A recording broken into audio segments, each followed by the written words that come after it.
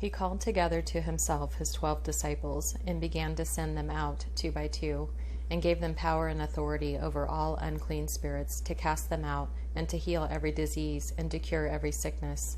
Jesus sent these 12 out to preach God's kingdom and to heal the sick.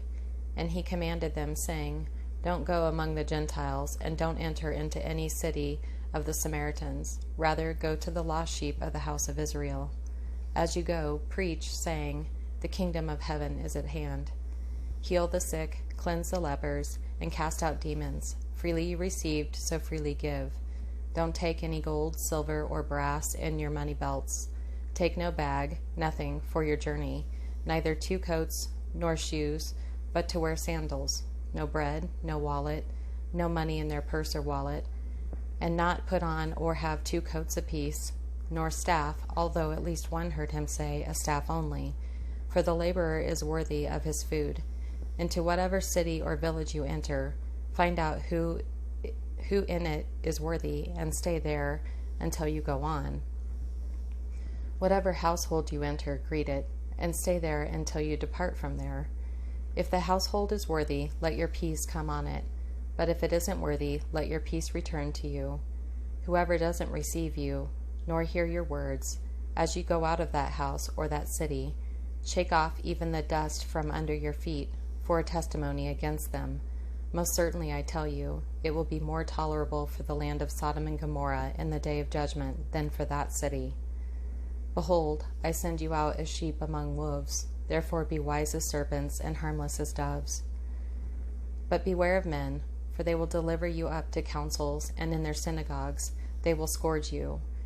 Yes, and you will be brought before governors and kings for my sake, for a testimony to them and to the nations. But when they deliver you up, don't be anxious how or what you will say, for it will be given you in that hour what you will say. For it is not you who speak, but the Spirit of your Father who speaks in you. Brother will deliver up brother to death, and the father his child.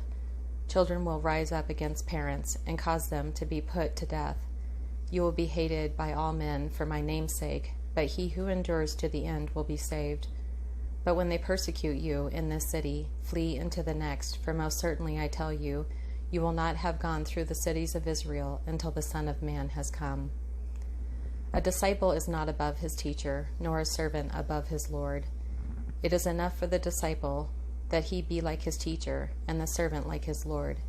If they have called the master of the house of Beelzebul, how much more those of his household?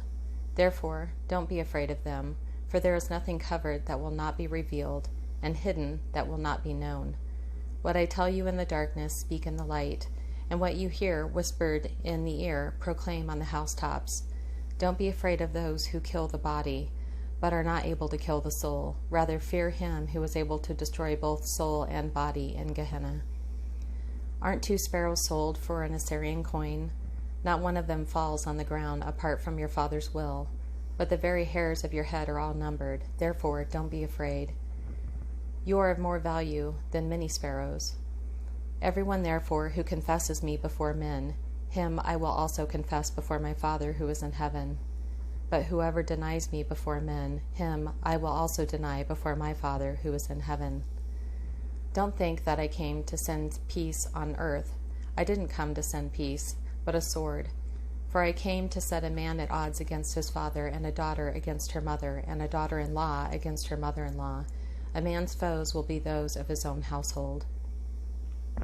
He who loves father or mother more than me is not worthy of me, and he who loves son or daughter more than me isn't worthy of me. He who doesn't take his cross and follow after me isn't worthy of me. He who seeks his life will lose it, and he who loses his life for my sake will find it.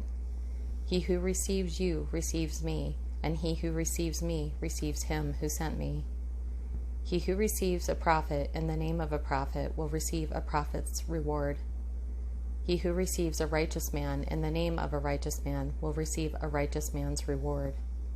Whoever gives one of these little ones just a cup of cold water to drink in the name of a disciple, most certainly, I tell you, he will in no way lose his reward.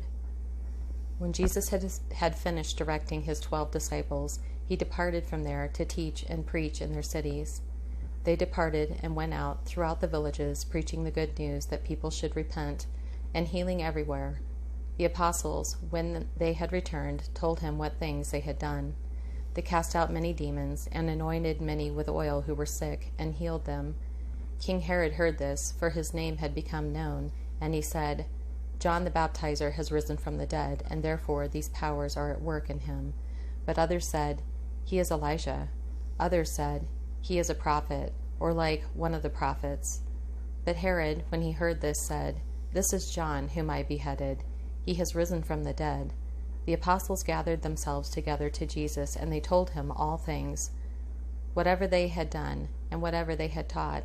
He said to them, "You come apart into a deserted place and rest a while." For there were many coming and going, and they had no leisure so much as to eat. They went away in the boat to a deserted place by themselves.